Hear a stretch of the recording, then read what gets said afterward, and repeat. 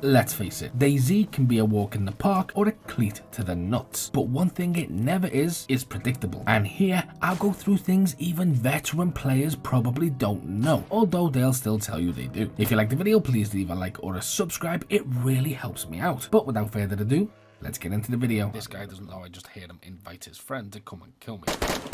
Well, I guess one of us is about to have an accident. Let's begin. There are different types of cuts you can get in DayZ, and it all depends on what is actually causing the cut, leading to different bleeding amounts. For example, cutting your feet without shoes is less likely to be as damaging as receiving a bite from a wolf, though most people tend to think it's one size fits all. Furthering this even more, some items such as the axe and machete can add additional bleeding amounts to a cut, and these amounts can stack per hit, so they can be especially useful in PvP. Pipe wrenches no longer work when repairing engines. Instead, you can now use a blowtorch, which requires a blowtorch top and a gas canister. You can also repair bumpers with it. Bullets now have a higher level of spawning in damaged. However, you can somewhat cheat this by combining a stack of damaged bullets with a stack of pristine bullets, which will make them convert all back to pristine status. Just make sure the pristine ammo is in your hand. When you shoot somebody, DayZ has a system that allows a bullet to travel through the player, but that doesn't always mean in a straight line either. It can, let's say, hit something and change direction, and this is why you sometimes get two cuts, or are sometimes knocked down with a single shot, but other times not. In these cases, there can be an entry wound and an exit wound, and as I said, it doesn't necessarily mean a straight line. It's entirely possible to get shot in the chest, have it bounce off the spine, and have the bullet come out of your neck, inflicting different levels of damage. Although not advised, unless absolutely necessary, most of rotten food can be consumed in very small bites without ever getting ill. You can repair damaged bandages to worn status using a sewing kit. Multivitamins help speed up recovery because each illness has a rate in which it dies off that is triggered by an immunity threshold. This means, for example, that a wound infection when treated with tetracycline and multivitamin pills will heal you 3 times faster, with other illnesses having various levels of effect. When driving around, there used to be a time you could be harmed by bears and wolves. However, this is no longer the case, so as long as you're in the car, you're safe from their bites. The wind blows roughly every 20 seconds, meaning you can disguise a lot of your footsteps when sneaking up on another player in a house. Furthermore, this isn't the only tip that can help you with PvP, survival, and stealth. For more of them, all you have to do is click here. And as always,